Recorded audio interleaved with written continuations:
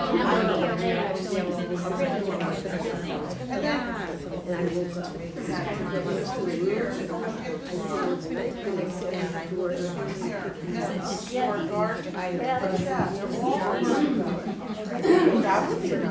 evening, everyone. Thank you all so much for coming. I'm Cynthia, and the librarian here at Hagaman Library. We're really excited. We have Jana Colacino with us and Peg Shimer from Connecticut Landmarks. Jana is the site administrator for Hartford Historic Properties, and Peg is the site administrator for the Bellamy-Ferriday House. And so they're going to both present for us tonight. We're going to learn all about the Bellamy-Ferriday House and Caroline Faraday, and you'll see a photo lecture, and you're going to learn about the association with the Lilac Girls and Martha Hall Kelly, and how that all came about. So thank you very much for coming and for presenting for us. And so I also wanted to let you know, my colleague Angela was nice enough to provide these wonderful refreshments, so please help yourself, and thank you, Angela, very nice. Butler Very for nice. doing that. So, without further ado, I will introduce you to Jana Colacino. Thank you. Is it okay if I don't use this? Yep, that's all right. Can you hear me without using this? Yes. Yeah, it's pretty loud. I'm Jana Colacino. I am the Hartford Sites Administrator for Connecticut Landmarks. And this is my colleague Peg Shimer, who is the site administrator at the Bellamy-Ferriday House. And we got two really enthusiastic site administrators here to talk to you about this house in Bethlehem.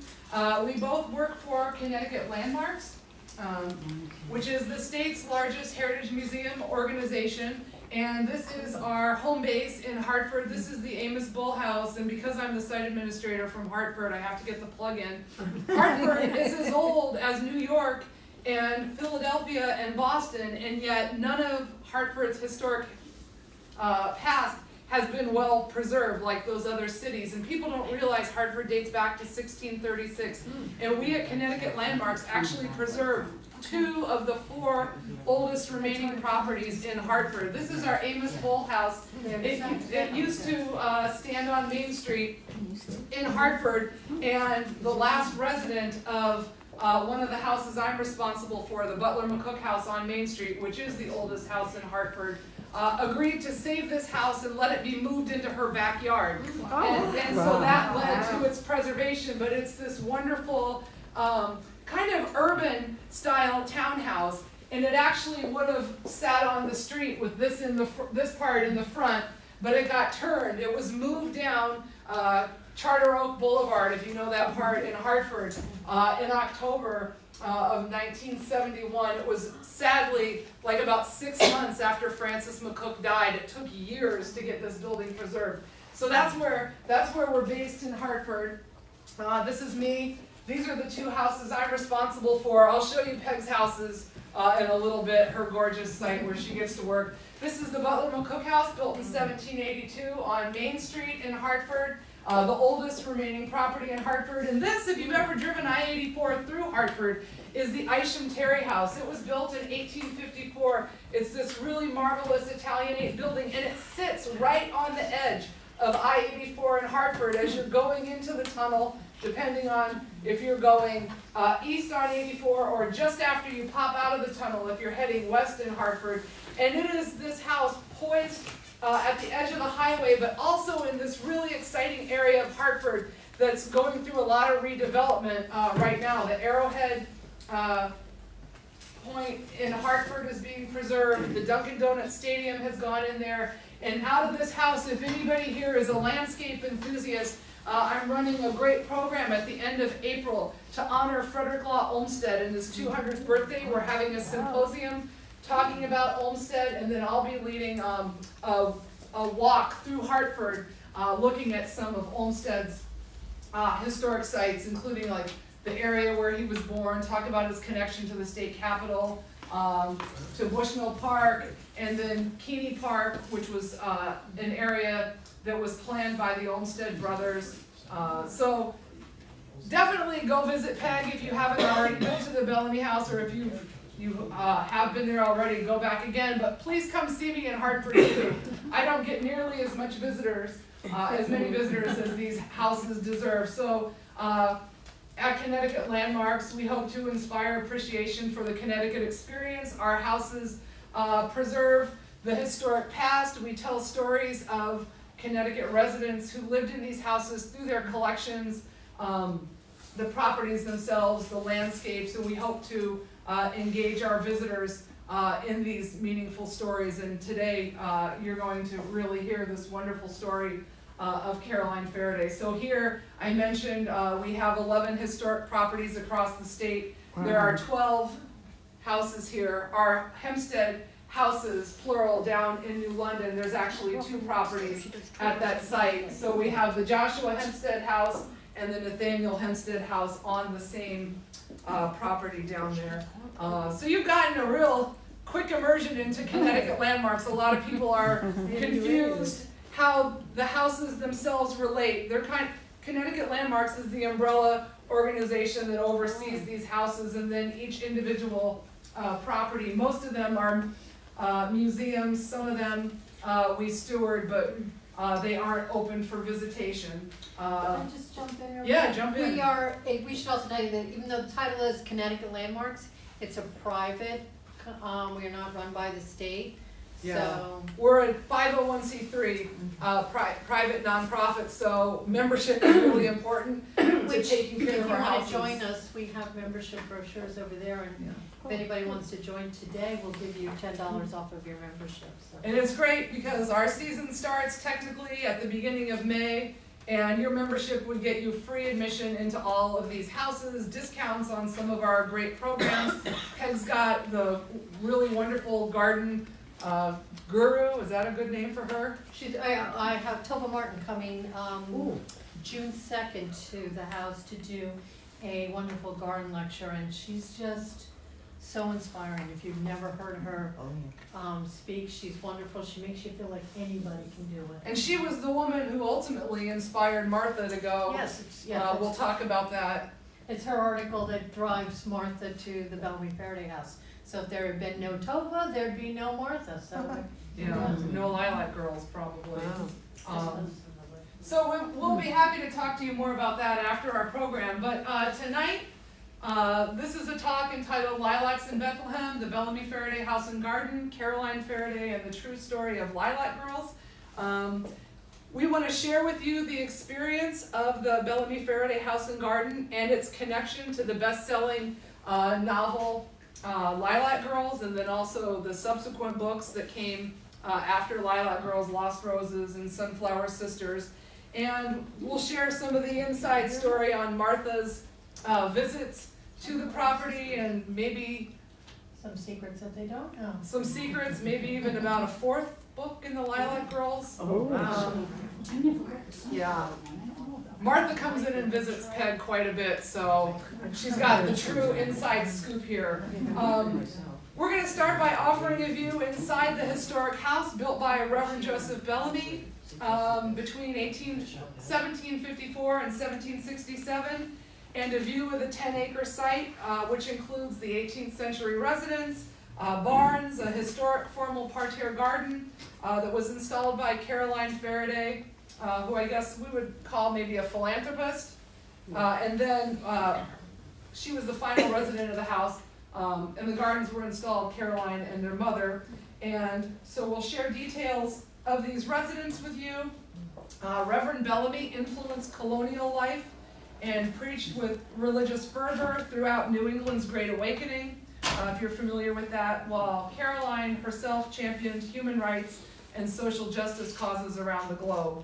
And finally, we'll conclude tonight with a glimpse at the house's connection to the runaway bestseller Lilac Girls by Martha Hall Kelly, who was inspired to write this book after a visit to the house to see Caroline's famous lilacs.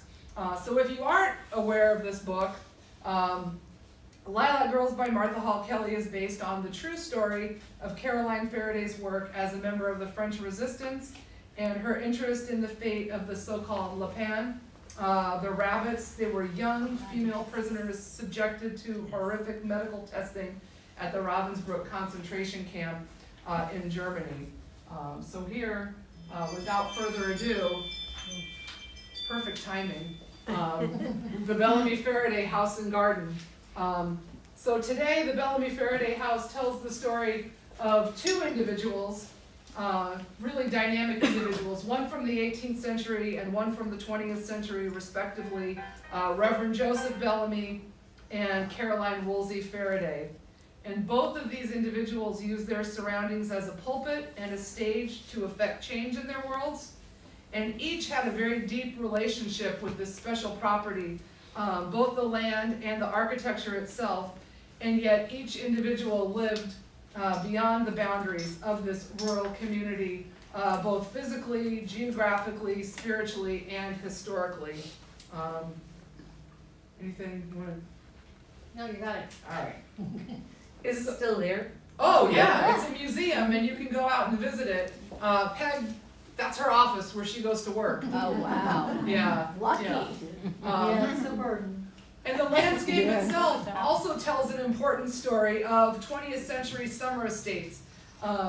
New Yorkers, like the Faradays, we'll talk about this a little bit, purchased Connecticut farms to use as retreats from the fast-paced life that was developing down in New York City, which was growing more overcrowded and dirty as a result of industrialization and heavy immigration at the end of the 19th century. And the garden details a very important chapter in American gardening history, while the farmscape that's still visible talks about the evolution of the property from an 18th century working farm to a 20th century summer residence. If you visit, can you still drink the water there, or do you have to buy your own water? No, water is drinkable. Okay. Yeah, no. But we do sell bottled water in the gift But shop. we do sell bottled water too. So first, we'll talk a little bit about Reverend Joseph Bellamy. His dates are 1719 to 1790. And this is a historic view of Bethlehem, Connecticut by John Warner Barber. He documented a lot of Connecticut sites. And you see back here between these steeples, the Bellamy-Ferriday House. And if you're standing in this spot today, you still see the house. The trees are a little bit bigger. You have to go in winter to get that view, but yeah, if Yeah. you stand at the end of the green, you can still, there's that, where that church is, that's the original Bellamy Church. That has burnt down, but there's a, that's where the So what does Bethlehem. it look like now? Well, now there's a tree there for the Bethlehem Christmas Festival because in the town of Bethlehem. Yeah. So we have a big Christmas tree there, so, but where that church is, but right Do now. they have yellow ribbon around the tree? What? Do they have a yellow ribbon around the tree? No, they're Christmas lights though. So Reverend Bellamy was a native of Cheshire, Connecticut, and he completed his studies at Yale University, which was Yale College, in 1735. He was just 16 years old. He then began a year and a half of studying under the famous theologian Jonathan Edwards. And after turning 18, he received his license to preach, and Bellamy became an itinerant Congregationalist preacher who was traveling around Connecticut spreading the word of God. But in 1738, Bellamy arrived in Bethlehem because the town got special winter privileges for a preacher. They were supposed to go to Woodbury, right? Right. To go to church services. And in the winter, that trip, even today in a car if the weather's bad, to Woodbury isn't great. So imagine having to do this with a horse and carriage or a horse and sleigh. So they had, he arrived to be minister during winter privileges, and the town then was known as North Purchase. And his congregation was very small. It consisted of about 14 families. In 1740, Bellamy became the first minister in the town, and he spends the remaining 50 years of his life preaching Congregationalist theology to his growing flock out in this area.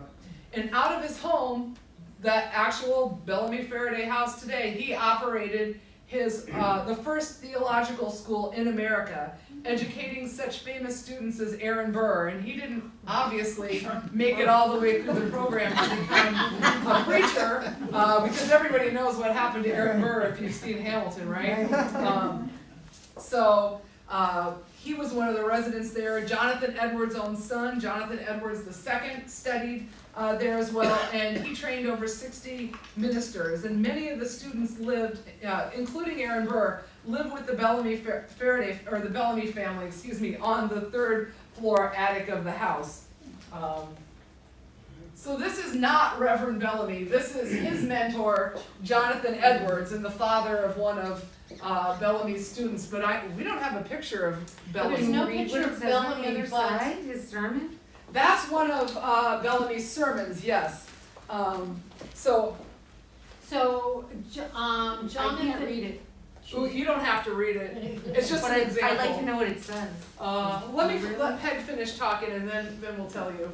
That's actually just a cover of one of his sermons. So Bellamy was a very gifted orator, and what happened was word got out from his congregation what a great orator he was.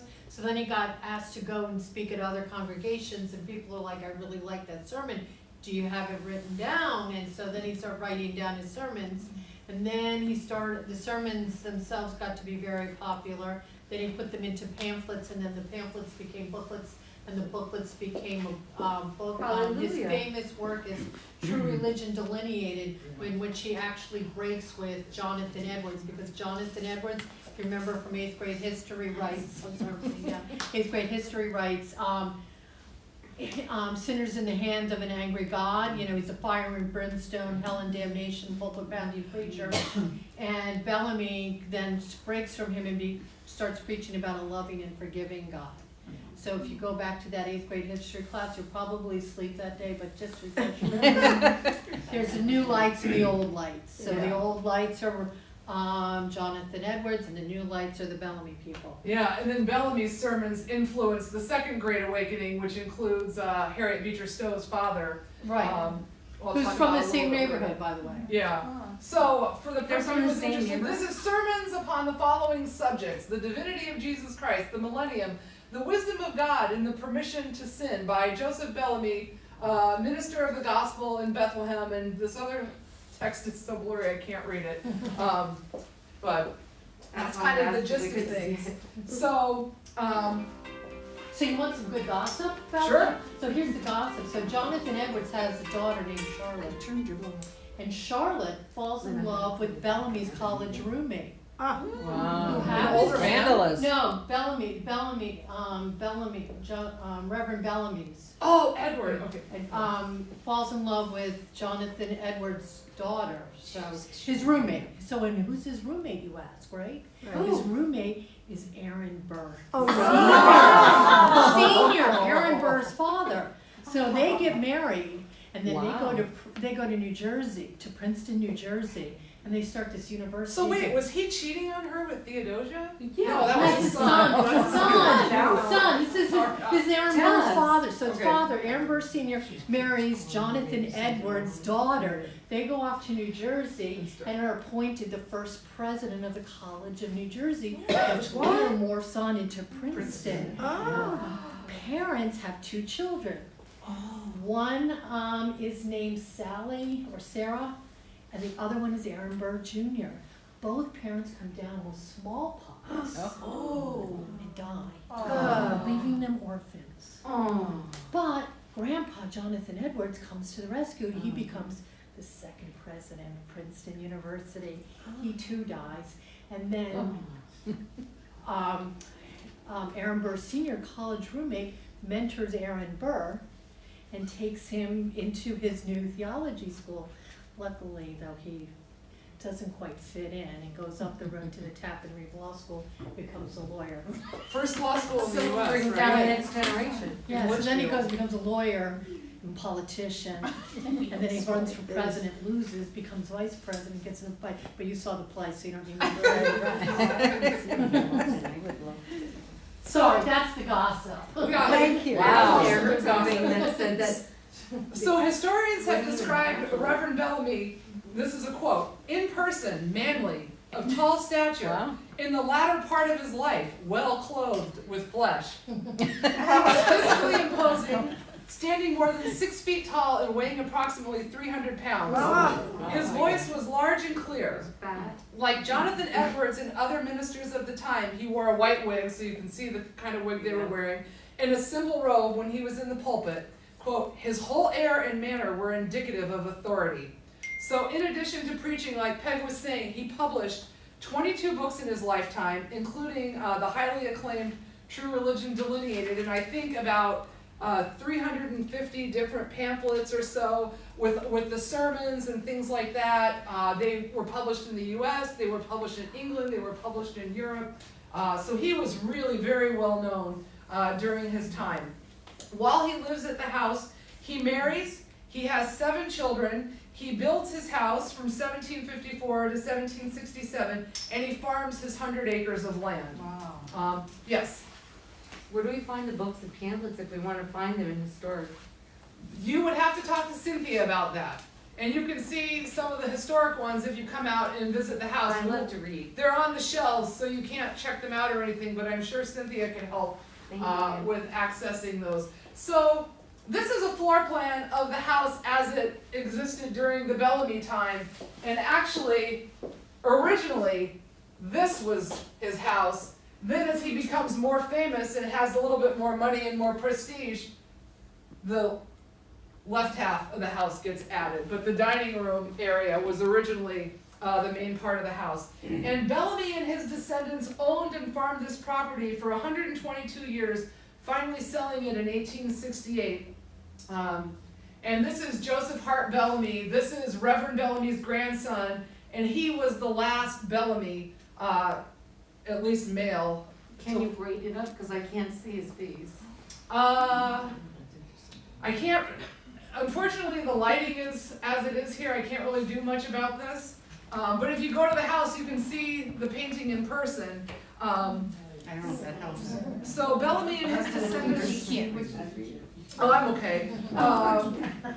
So the property is owned by several different owners after Joseph Hart Bellamy leaves, or probably in a coffin, So when right? Joseph Hart Bellamy dies, his daughter, who is married to the Reverend of the First Church of Bethlehem at the time, and his name is Lomas, they don't need the house, so she sells it, and it's what we at the house call the Victorians. So there are 2 Victorian families own the house for the next, what is it, 40, 50 years? Yeah, until 1912, right, Yeah. when the Faradays move in. Right, so between 1868 and 1912, the property is owned by several different owners during this Victorian purchase, in the Victorian period. One of the people is named Hannah Hull, and she and her husband live in the house, and they make a lot of Victorian alterations to the property. They And so wrecked the place, so, they wrecked the place. They wrecked the place. That's what I'm talking about. So some of the things you can see with this juxtaposition, they added a porte cochere to the front that's been removed. So that was this part here. This porch that was off the side of the sitting room. And it was so beautiful before, why did they do that? People like to keep up with styles, right? And we shake our heads when things are changed, but when you're in the midst of doing it, you think you're making an improvement, right? This porch here was added to, that porch remains outside the dining room, and when you go out to visit the house, that's actually where you start the tour. So the Hulls make many Victorian alterations, adding porches, bay windows, the porte cochere to the front door. And then in 1912, the Faraday family arrives. So you see Caroline with her mother Eliza, and Eliza's husband and Caroline's father, Henry McKean Faraday there. They purchased the house to be used as a summer retreat from New York City. They're very wealthy. They live in New York in the winter months. They have, through Caroline's mother, they visit a cottage in Southampton. They stay in Paris for the month of April in their apartment, right? So there's no shortage of funds for them. More gossip. Yeah. Even So, it says in the book. So the Caroline cheers. is a Francophile, and that means she loves everything French, and everybody thinks she gets that from her mother. But so really, her father is a Francophile because Henry's mother is eccentric, and she doesn't get along with, he grows up in Pittsburgh, and she doesn't get along with Pittsburgh society, and the French are much more accepting. So she they go and they spend a lot of time in Paris. And Henry really just goes to Pittsburgh to go to school, but spends most of his time in Paris. So he himself is a huge Francophile, and he instills that love of French and Parisian and Napoleon into his daughter. So if you ever come to the house and you go, what is the deal with Napoleon? Oh, yeah. That's it. People are obsessed with Napoleon in that era. Yeah, you know, it's like, yeah, they don't understand like the other side of Napoleon, but they just think he's a cool dude. But So here is the house after the Faradays move in. So this is that original part that Bellamy builds. Then he adds his addition over here, but then you can see the addition to the library, the bay windows. And the Faradays add this kitchen kind of service wing onto the house, complete with, they add the service wing. It's complete with a new kitchen, 3 servant rooms upstairs, electricity and indoor plumbing, which hadn't been brought into the house yet, so that's a big improvement. Yeah, right. Do you have a picture of the library? Yeah, we'll get to that. Sadly, though, Mr. Faraday dies only 2 years after they purchased the house. Yeah, he died very young, and Mrs. Faraday and her young daughter Caroline actually continued to return to Bethlehem even after his death every summer. And the 2 women add the garden, and eventually the farm activities begin to wane at the house. But in all, Caroline Faraday spent 78 summers. Is that right? 70. Wow. 70? Yeah. Yeah, at the house until her death in 1990. So this is the house kind of as the Faradays lived in it. No, go ahead. No, I'm doing the math in my head. Is it Do you have a picture of the gardens? I had 78 from 1912 to 1990 if she was there 78, every yeah, summer. yeah, 78, sorry. Yeah. Yeah. We're a little Yeah, we're gonna rusty, have a we've been lot of off. pictures. We could go on all night at the rate we're going, so let's keep forging ahead here, and then we'll be thrilled to answer as many questions as we can at the end. So this is kind of the side of the house as you approach from the driveway today. This is the actual front of the house with this wonderful That looks pretty. yeah, the very elaborate front door. This is the addition. That other one The on the Bellamy back looks added- terrible. And then this is the service wing here. I wanted to give you a sense of how the service wing was added on. And this was a little barn that's there, and that's now our visitor center. So when you visit They the need to house, clean that up. you can see the visitor It looks better center. now. And you can go in there and find all kinds of books about Caroline and the house, and that's where Peg is stationed a lot of the time, and our other colleagues out there. So you can see that. Oh, wow. So this is Miss Caroline Faraday, and you know, this is an idea that I've taken from Peg, this idea of Caroline in these 3 acts of her life. So Peg, I want to turn Caroline 2057. over to you. 78. Okay, so Caroline's life breaks down into 3 little buckets. The first bucket is her young Caroline, we call her. And that photograph is actually taken from our time on stage. Yes, Caroline was an actress. She, when she graduates from high school, she went to the Chapin School in New York.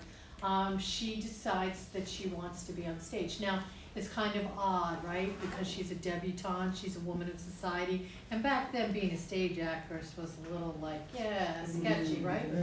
So, but her mother fully supported this. In fact, her mother's quoted in the New York papers as saying, I support my daughter completely and her right to have, and I think every woman should have a career, which in the 1920s is pretty radical. I didn't see that in the book. What? Where did we find that? I didn't see that in the book. That's not in the book, that's my secrets. Martha just kind of loosely takes some of the facts and then she embellishes it with a lot of other information, some true and some not. But I can look that up But we online. love Martha because she's driven so many visitors Very to come to the house. So there's like, so if you know, the book is historical fiction, and so Martha's taken the shell of this story and woven her own tale about it, but if you pull away the layers underneath is the story of this woman that really lived. It's far more remarkable than the book, but she, you know, there's Sounds the that way. real Caroline and then there's the fictional one. But Caroline spent some time on the stage. She did mostly Shakespearean roles, She never traveled without a chaperone. And she got some good reviews and some bad reviews. Thankfully, she got enough bad reviews that she finally decided to hang it up. And then she went on to what her second stage of her life, which is where she joined and started working at the French consulate in New York City. So it's like it's 1939, you know, Hitler's in power in Germany, world's at the brink of war, and she's working at the French consulate, and there are refugees on every boat that comes into New York. And Caroline's working at the consulate, helping people get their papers and get settled and finding places and jobs and everything in New York. And everybody thinks she is French because she speaks perfect French. This picture is actually from later on in the 50s. And if you look very closely on her lapel there, that pin is her Cross de Lorraine, which is what she earns for helping with the resistance during the... Was that when she got the award that That's day? when she got the award. I don't know if she got it if that's the day she got it, but it's after 1952 when she got it. And then that picture on the end there is kind of Caroline in her later years. She's actually 80 in that picture. We call it Connecticut Caroline. There's a sister photograph of it taken the same day in which she's all gussied up in her New York finery, and we call that New York And Caroline. the bouffant hair too, The right? bouffant hair and the pearls and the, you know, she looks completely different, and it's hard to believe it's on the same She's not day. 1970, and she's not 78 there? No, she is, in that picture, she's 80. Okay. I looked it up a little bit. Not a lot, a little bit. And so the Connecticut Caroline too, that was the preservationist Caroline, and so we're gonna talk a little bit about that as we take you through the house and then around the grounds a little bit before we get to the Martha Hall Kelly. What year is that pin? Can you go back one?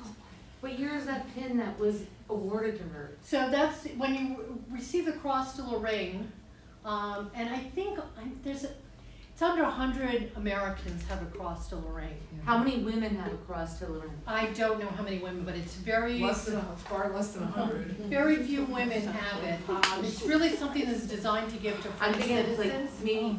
like maybe the highest is 38 to 18 is the most. The 38 to 18. I women. don't know how many women have it, but That's she. a very high thing that she had right there. It was a really prestigious award. Right, very For her, prestigious. yes. They give it to men too, but it's a little different, but it's very prestigious. So, I'm kind of concerned about time. I don't want to keep everybody really late, so maybe if we hold the questions till the end, and then we're happy to stay and talk to you. But after Caroline's mother died in 1953, Caroline took over this property. In the latter half of the 20th century, she really makes it her mission to restore much of the home's original character. She also picks up where where she was working with her mom. She continues what they're doing and oversees the continuation of the development of the very elaborate gardens on the grounds, and to ensure that the property is preserved for the future. She deeds it to our organization, which was, I think at that point, still the Antiquarian and Landmark Society. Now we're known as Connecticut Landmarks, upon her death in 1990.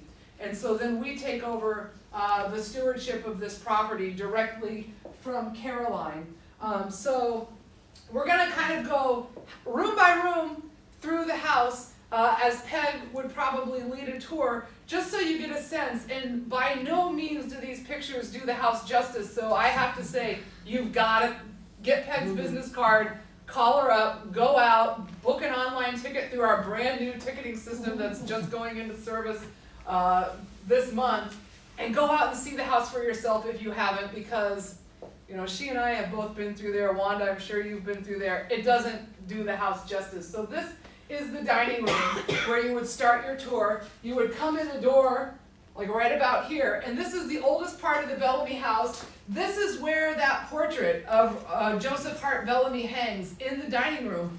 And the reason that's there is because Caroline is making an effort to bring Bellamy material back to the house. She wants to preserve the house as a museum for Reverend Bellamy, because he's an important individual in United States history.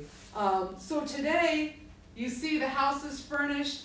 It's the collections of Caroline Faraday and her mother Eliza. It's primarily American and European antiques, some reproductions, and they reflect this early 1900s colonial revival style. And so Peg, I'll let you.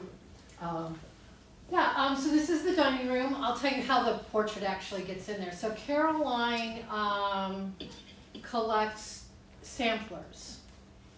And she's at the Litchfield Historical Society, and she sees the picture of Joseph Bellamy. And she's like, I want that for my house. And they're like, yeah, well, sorry. But she goes, I have these tapestries, not tapestries, these samplers. And so she trades it. And that's how Joseph Bellamy got back in his dining room. So she trades it, the Litchfield Historical Society, for one of her samplers for the portrait of Joseph Bellamy. She also has, which you really can't see, is there are a couple of family antiques in there, which we point out. The funny thing about the room is that, I keep saying she's a Francophile, but all the people around the room are all English kings and queens. So if you take the tour, you find out why.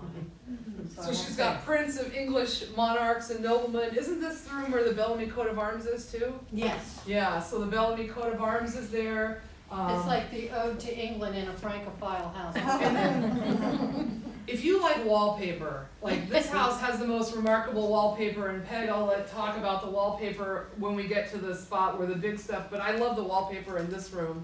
Yeah, so when Caroline's mother passes away in 1953, now if you lived with your mother for 50 years, what's the first thing you do? Redecorate. Goes there, right? And you start. So Caroline started. So the wallpaper, this is wallpaper that Caroline put up in the 50s. So 50s, so it's a colonial revival time period in the 1920s, and then there's one in the 1950s. In the 1950s, it's all about toile. And so there's just toile on everything. All right, so I kind of skipped through the sitting room, so when you go to the house, you'll have to be surprised when you see the sitting room. But this is, what, Caroline's favorite room? Would you say? It's the library. The library. I think it's the other room because it's The martini room is the favorite room. Martini would be my favorite room. What's the art? So you'll have to go see Peg to hear that story, but this was Caroline's favorite room with the beautiful bay window that's been added. You see the remarkable view of the garden, and this room housed many of her beloved collections. She collected books on roses. My friend in the back, this area here, this is where all the books and pamphlets of Bellamy's writings and sermons that she collected live on that shelf. Over on the other side of the fireplace here, that was where the Rose books and the World War II books, her work that she's doing with the French Resistance leads into the story of Lilac Girls, and then further work that she does with Simon Wiesenthal. And so she has a massive collection of World War II books and things like that, so that's there as well. Over on the left-hand side, what's the artwork of the heads? The sculpture heads? What are they? Those are philosophers. Like portrait busts of It's Plato, busts of- Dante, and I forgot who the third one is. Are they originals? Aristotle. Are they they're original to the Faraday House. Yeah, I don't know, how old, they've been there since How Caroline. about, see that blue and white vase? So she Do you know how intended much to that's preserve worth? this house for Reverend, as a museum for Reverend Bellamy. So you see a lot of that in here. He was a prolific writer. He reached a lot of audiences. I think we already talked about his sermons being published in Boston as well as England and other places in Europe. And his legacy lived far beyond his life. And I think I just want to underscore this point that Caroline intended to preserve this house for the story of Reverend Bellamy, because when Martha Hall Kelly visits the house, we're not telling the story of Caroline Faraday. And Martha is a really pivotal person in helping kind of redirect the interest of the house, I think. Would you?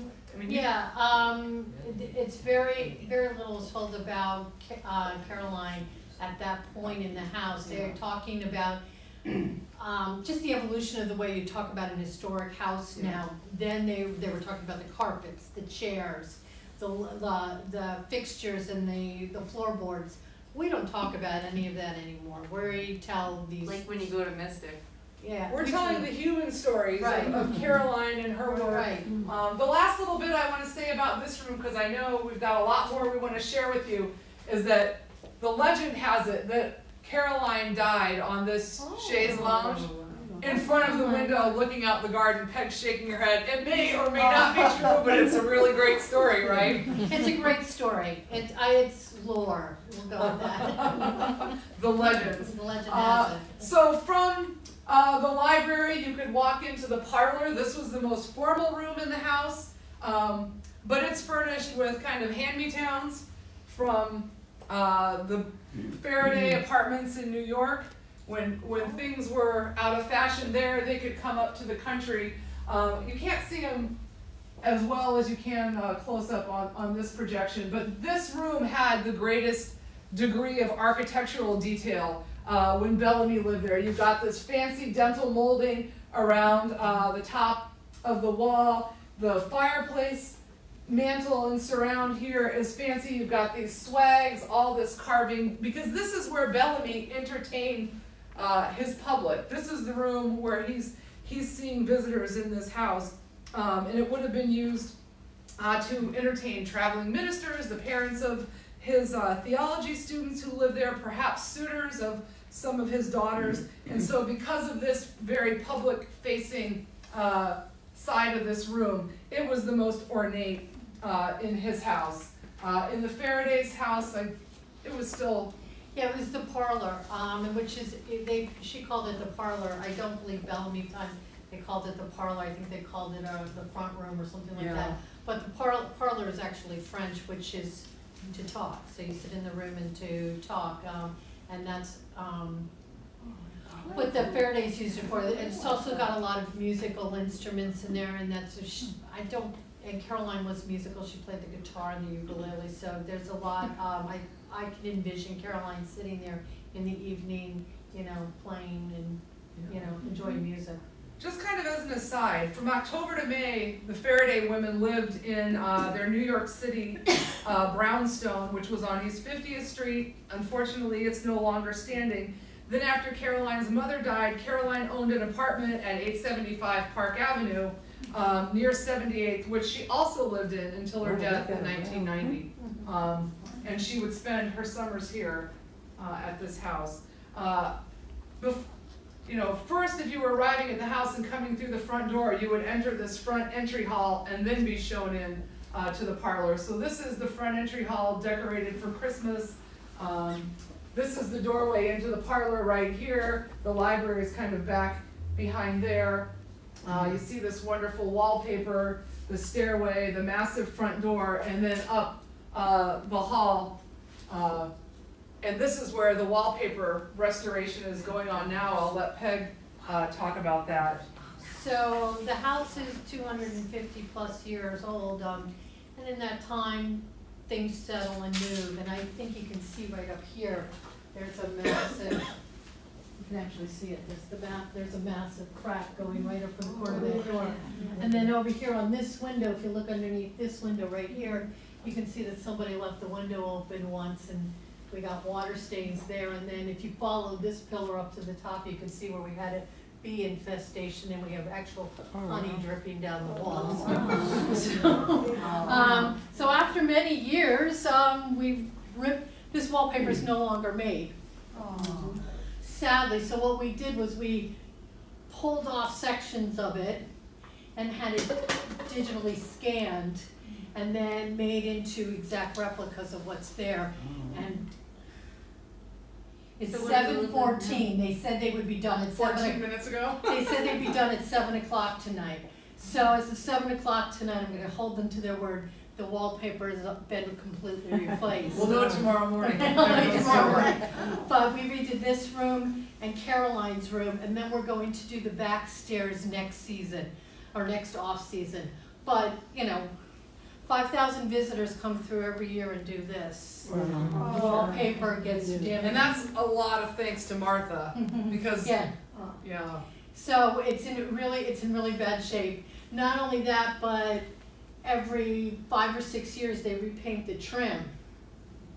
And the original paint is oil-based. They don't make oil-based paint anymore in Connecticut. You can't buy oil-based paint in Connecticut. So we had to send our intrepid little paint guys over to New York, where they still make oil-based paint, buy the paint, and then try and match it. And every time we peeled back another layer of paint, it was just a little bit different.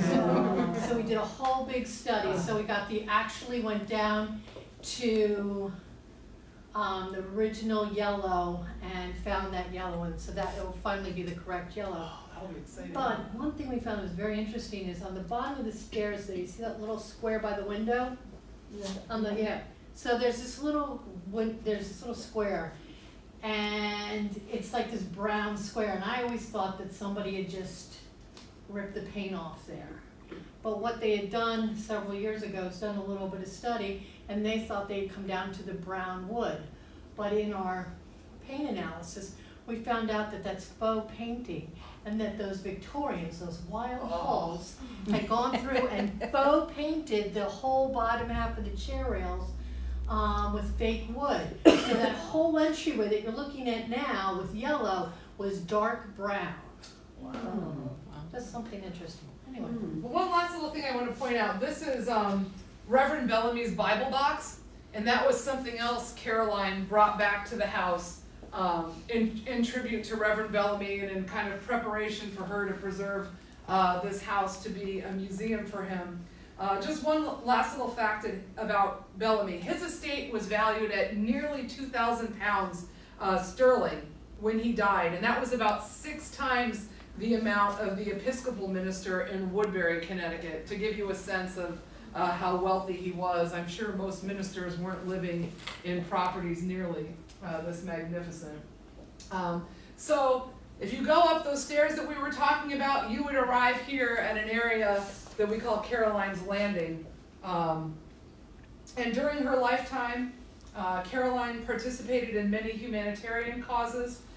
She supported the civil rights movement. She started a bank in Harlem for African Americans. She participated in Vietnam peace protests, and the most famous thing she's known for is working on behalf of World War II concentration camp survivors from Ravensbrück.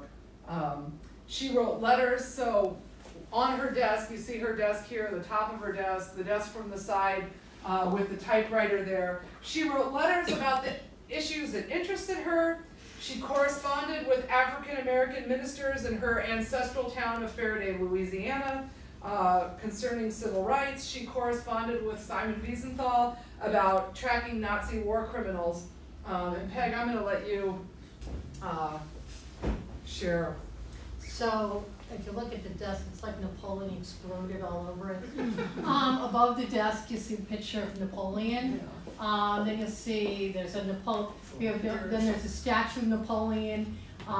We have Napoleon next here at the bottom down here where it says Hellraiser. We have Napoleon laying down dying. He's everywhere, all over this desk when you get there. But the most ironic little thing is sitting over there on the chair, and that's her French Legion of Honor, and that's what she gets for helping these women. I do want to say that Caroline never called them the rabbits or lapins, which is French for rabbits. She found that very derogatory and demeaning. She always referred to them as the ladies. So when you come to the house, we try to always call them the ladies because we think Caroline was right. But most people know them as the rabbits and the lapins, but she was very respectful of them. And she becomes lifelong friends with many of these women. She views them kind of as her goddaughters. That's actually the picture that Jana just pointed to. That's the picture that Martha, when she's walking through the house on her first tour, she looks at and she goes, "Who are these ladies?" And the tour guide casually says to her, "Oh, those are the lapins." And she's like, "Who are the lapins?" And so she tells her a brief bit about these women, and Martha goes back and the story's gnawing at her, and that's when she spends 10 years doing the research to write this book. And she's obsessed with Caroline, which I can easily understand. Because first she's just going to write a pamphlet. She wants people to know about Caroline because the house tour is about Reverend Bellamy and Bellamy's house. And she hits the landing and sees all this other ephemera that's from Caroline's life, not so much from, well, yeah. And There's no Bellamy up here. This is called Caroline all the time. and isn't the Norman Cousins Saturday So the Saturday review? You see Yeah, it's a right little bit there. of review. So he wrote, we're jumping kind of, so this, Caroline is working for the ADIR, which is the, I'm sorry, my French is terrible, the Association for Deportees and Internees. She's a founding member of that organization, and she goes, and she becomes really good friends with two women, Genevieve de Gaulle and Jermaine Killon. Now Genevieve de Gaulle, the name may sound familiar to you. She's Charles de Gaulle's niece, and she's very active in the French resistance, and so is Jermaine Killon. And both of them are captured, both of them ironically by the French, and are turned over to the Nazis and sent to this concentration camp called Ravensbrück, which has the distinction of being Hitler's only all-female concentration camp, and it's located about 60 miles north of Berlin in Germany. And the prisoners at Ravensbrück are broken down into three groups. We have those that worked in work camps, and let me just break the delusion. There is work camps or slave camps. There's no salary, there's no compensation. These women toil night and day and night, keeping the German war machine going. They're making shell casings and pots and pans for mess kits and things like that. And they're working really hard. So that's one group of the women, and that's where the majority of women at Ravensbrück go. There's another group that are political prisoners, which is where Jermaine and Genevieve Killon are held. They are housed with a group of women called the Rabbits. And these are women that were selected by the German doctors for experiments. And there's 75 of them. They're all Polish, except for one who's a German Jehovah's Witness. But they're all Polish, they're all Christian. And they select them for these experiments. And there are three types of experiments that are conducted on these women. The first one is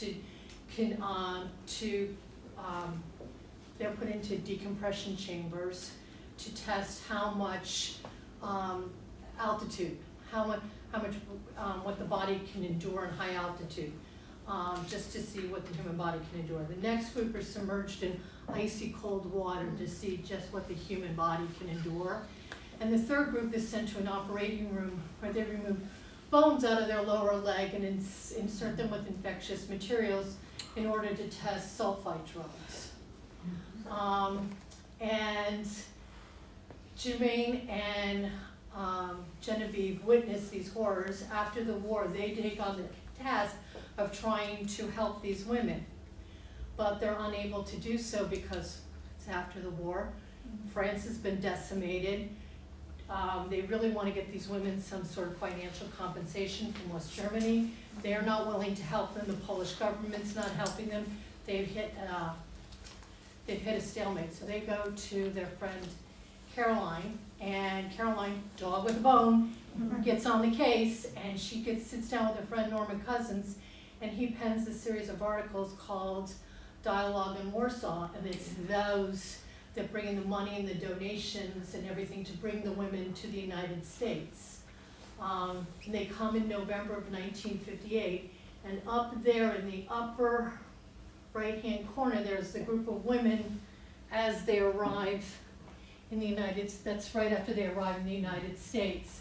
Below, the picture underneath that, the woman on the far right is Caroline, and she actually goes to Poland and talks to each one of these women and gets 35 of them to come to the United States and talks to them to come to the United States to have operations, to relax, to recuperate, to heal, and speak to various members of Congress and people to help their case. So that's Caroline at the Pan Am office in Warsaw, Poland.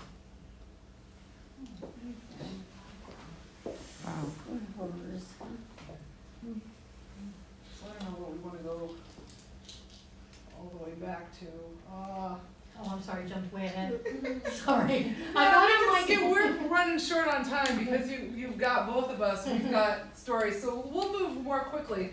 So behind that landing is Caroline's mother's bedroom, Eliza Faraday's bedroom, and I think after her mom died, Caroline moves into this room. Also has really beautiful wallpaper. And then there's Caroline's bedroom, definitely her girlhood bedroom, and you see parts of that here. If you've read Lost Roses, which was the prequel, and there's the story of Caroline's mother helping out the Russians who are escaping the Bolshevik Revolution, and Caroline maybe doing a little acting, dressed up as a Russian peasant girl, and the talk of the icons.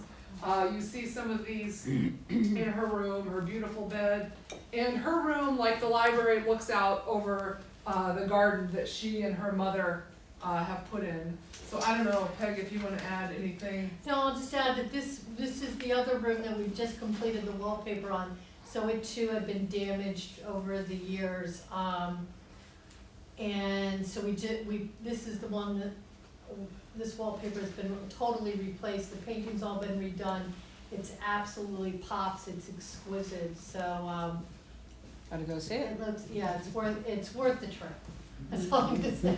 One little thing off, so the window's here, and off this way, there's a little doorway. For Caroline's 16th birthday, her mom adds a balcony. So she added that whole extension. The whole extension. So the idea of a 16-year-old girl getting a balcony when she's interested in portraying, Shakespearean roles, you can kind of imagine her doing Romeo and Juliet or something up there. So that was pretty fascinating. Here are some other pictures of Caroline, her graduation picture from the Chapin School. Can you pick her out? Any guesses? No, second to. She's the one right above here. And then, Peg, I don't know details of that. Is that one of her acting pictures? So that is one of the pictures from her portfolio. There's like 3 or 4 of them that are kind of extreme, but that's from her acting from her portfolio. If you go and visit, there's a great painted portrait of Caroline in her room, and she looks like a dead ringer for Anne Hathaway. Oh, Yeah. It's really incredible. Yeah.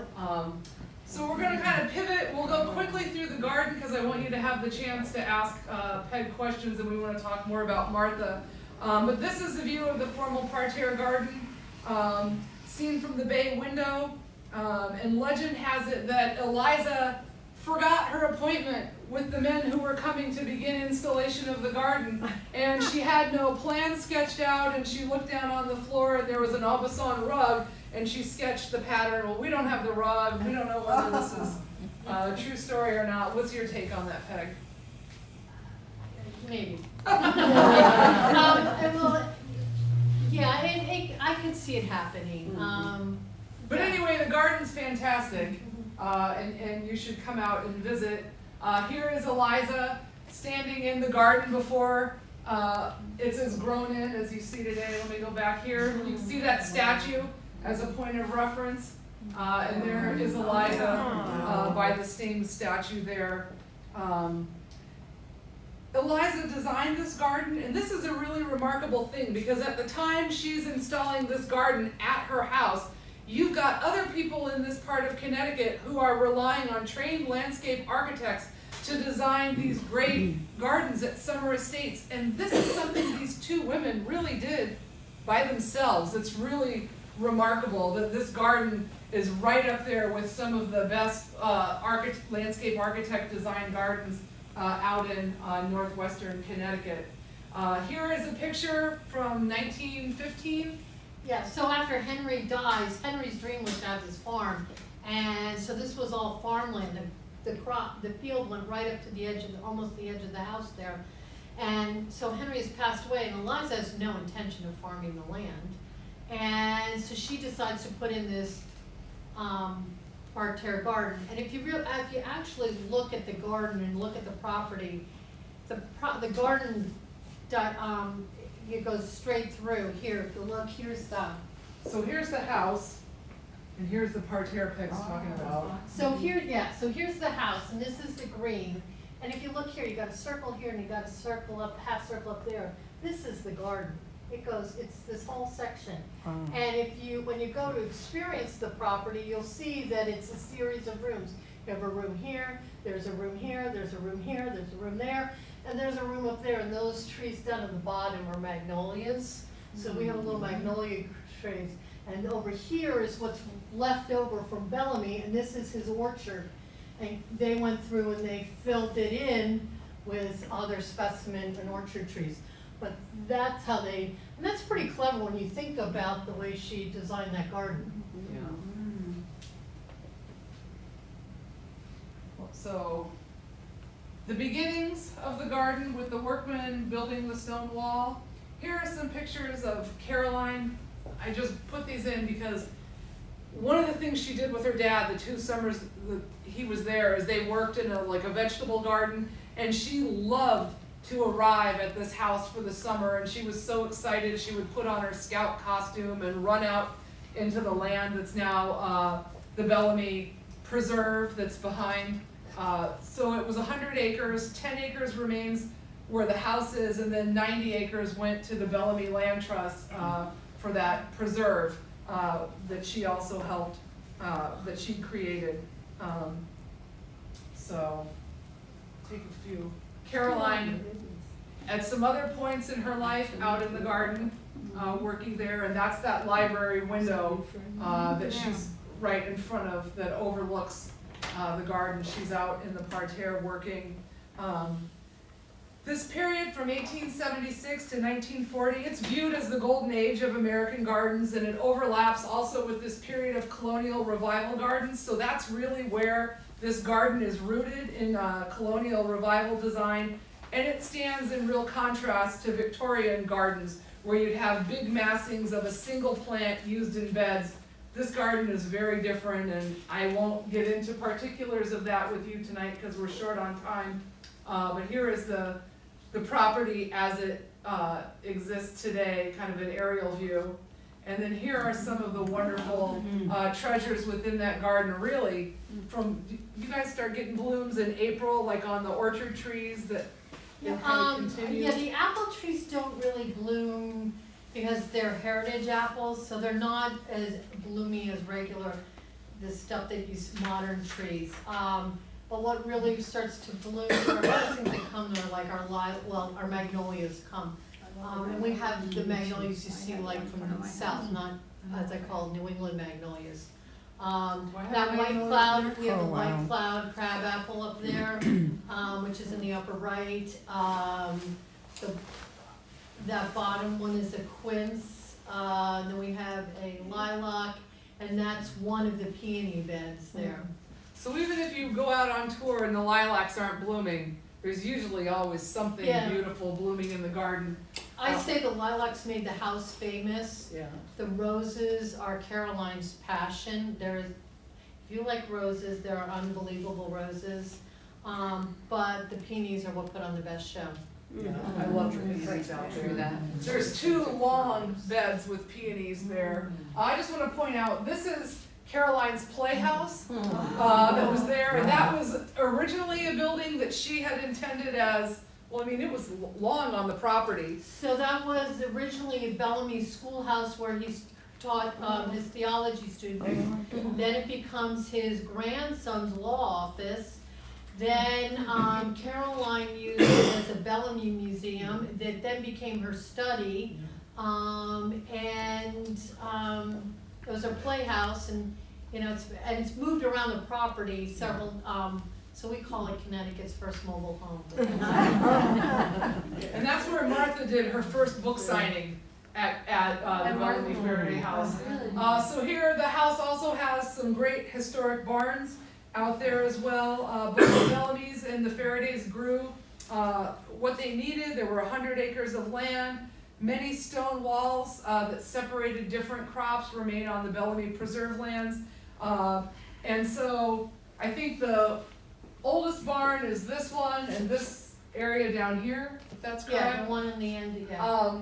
And then this was more like a vehicle barn there. There was an old barn as well that the Faraday women gave to the Abbey of Regina Laudis, which is also in Bethlehem, to allow them to display their 18th century Neapolitan creche like all year long. So that was really generous of them to be able to do that. I just kind of want to jump ahead because I feel really sensitive to people not being here all night. Sorry. This is you can see the playhouse again, but also the Bellamy Preserve. You can go out when you visit the house, then walk around this wonderful area. There's signs marking the trail, and that will take you up to the, I forget the name of the graveyard. Old Bethlehem burial ground, which has many of the Bellamy descendants in it.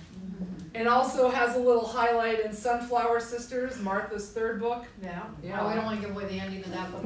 But the other thing that's interesting, the Bellamy, and most of Reverend Bellamy's children are in there. Yeah. So that's a short walk from the house. You can go up and visit that. And then, of course, really the thing that brought us all together today are Caroline's incredible lilacs, all the different varieties. But it was Martha reading this article. Here's Martha in the Playhouse, the very first book signing that she did there at our first Lilac Girls event after the book came out. She was inspired by this Tova Martin article in Victoria magazine about Caroline's incredible lilacs, and she carried it around in her purse, hoping to get out there. And it was, I think, the first Mother's Day after her own mom passed away, and her husband Michael said, "Hey, I've got the kids. Why don't you go see that house you wanted to see?" They were living down in Fairfield at the time, I think. And so Martha goes up there and takes the tour, and as she tells people, she was the only person on the tour that day visiting this house. That's not going to happen now. No, thanks to Martha. And so she hits this spot, as we were telling you about Caroline's Landing, and she starts asking the tour guide these questions about who are these people in this group, and that's where it starts. She's going to write just a pamphlet, and it turns into the book that we have today. One little thing that we didn't point out, but I want to point out here, Peg, is the wooden clogs, and that's what the ladies wore in Ravensbrück, and they gifted Caroline a pair when they came over. And then I don't know if you want to come up, and I'll flip through the slides.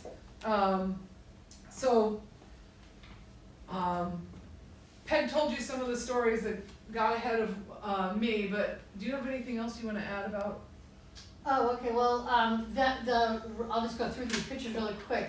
Up on the upper left here, this is Martha Hall Kelly, and most people want to know if there were any other rabbits surviving.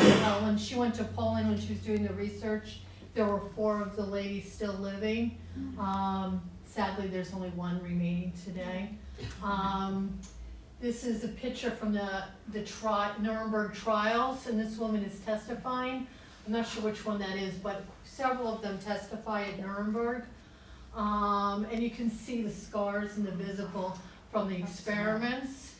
And I don't like to talk about this woman, but her name is Herta Oberhauser, and she is the doctor from Ravensbrück, and she did many of the experiments, although in further research she took orders from these men, but she kind of enjoyed what she was doing, so I don't like her. But the important thing is that Caroline found out she was still practicing medicine in Germany and got her license revoked, so she couldn't practice medicine anymore. And she stood trial at Nuremberg, and she received a 20-year sentence that was turned back to 6 years. And then after the war, she went to go work in Berlin as a pediatrician. No way. And Caroline and several of the women found out, and Caroline, dog with bone, Caroline, she got on the case and she got her medical license revoked. Good. And then this is a picture of Ravensbrück. And so we have archives at the house, but Caroline's archives related to her work on seeing Herta have her license removed and things like that related to World War II are at the Holocaust Museum. Yeah, Caroline actually has 3 archives. In Washington, D.C. She's got, at our house, there's Bellamy-Ferriday There's another archives of her material, or her stuff at the United States Holocaust Museum in DC, and then in Paris as well. And so Peg talked about bringing the ladies to the US. Here they are at the end of their tour, looking glowing and happy. Look healthy. Yeah. They received medical treatment over here and then did a tour. And then she hosted 4 of them in Bethlehem. So I don't know, Peg, if you want to talk about. Yeah, so 4 of them come stay with her in Bethlehem. So here they are arriving, just to give you, they're walking towards the back of the house. So those are the barns. Great shot of the old cars. This is the kitchen. That's Caroline there. And they've just gifted her a Polish Christmas tree. So that's in the kitchen. And here they are, if you remember Merrill Brothers store from the book, here they are in the store, which is directly across the street from the Bellamy-Ferriday House, but it's no longer there. But the building is there, the store isn't there. And then here are more pictures of them with Caroline. And the Faradays called the house the Hay. They didn't call it the Bellamy-Ferriday House, of course. So, I don't know if you. So, yeah, they called it the Hay after Henry's ancestral home in England, or family ancestral home in England. But that's 2 of the ladies up there doing the dishes. The kitchen looks like just like this today. You see Yeah, the yeah, same- yeah, it's just like exactly that. the same. They're making the beds in Caroline's room.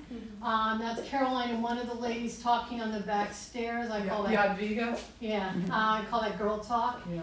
And that's Helena. Her and Caroline become lifelong friends. Is she the one that stays in the United States? She goes back and then she emigrates to the United States. Her papers too, she testified in Nuremberg, and her papers too are at the Holocaust Museum too, if you are inclined to want to read those. And they celebrate Christmas, a Polish Christmas with Caroline when they're there. So this is some pictures of their celebration. Yeah, Caroline's with the ukulele, that's Caroline on the right around the Christmas tree. They're there at the end of the table with that they like that Christmas tree. I don't know who took the pictures, if these were for Well, I don't know who. Saturday Review or I if they were just candids. And so here, jumping into the future, you can see Martha Hall Kelly, and this is her sister, surprising her outside the bookstore on the release day. I think it was April 2nd of 2017. Yeah. Is that right? And the cover of the book, and then Martha. If you have the chance to go hear Martha talk about this book, you have to go. She is the most beautiful, gracious, generous person. And so I think the second event we did for Lilac Girls, she had these cookies made, and anybody who bought a book, she not only signed the book, she gave them a Lilac Girls book cookie that she bought from this woman who's this amazing cookie decorator. And then she had these cookies that looked just like the house that she gave to the staff that worked at this event. And it just blew my mind. But if you have the chance to go to a book signing with her, she'll sign your book. She'll talk to you about whatever resonated in the book. If you go with a book club, she'll take a picture with her camera of you and your book club to put on her website. It's really... She's so generous, and these are the subsequent books that are kind of prequels about Caroline's remarkable female relatives. This book is a historicized story about her mom, and this book is about her grandmother and great aunts who were these incredible nurses during the Civil War period. And these are just some of the events that we've had at our house to celebrate this book, and then we followed it with a Polish Christmas in 2018. And then these are some things that I do in Hartford, because you can't just go to Bethlehem. You got if you buy that membership, you gotta put it to use. Come visit me. We've got great jazz in the summer, the second Thursday up in Hartford. And then I do historic walking tours of Hartford. So I mentioned the Frederick Law Olmsted walking tour I'm going to do in April. I do a historic Main Street walking tour. We walk around Coltsville in the Charter Oak neighborhood, which is the oldest neighborhood in Hartford, and it's going to be the state's second National Heritage Park is going to be this Colt area. And we'd love for you to keep in touch with us. Our website is ctlandmarks.org. If you want to reach Peg, it used to be Bellamy.Ferriday. That'll still get me. Yeah, it'll still get her. We're moving up in the world. We're actually going to get emails with our own names on them this season. It hasn't happened yet, but it's going to happen. Rumor has it. Thank you so much for indulging us. I know we went over time. If you have any questions.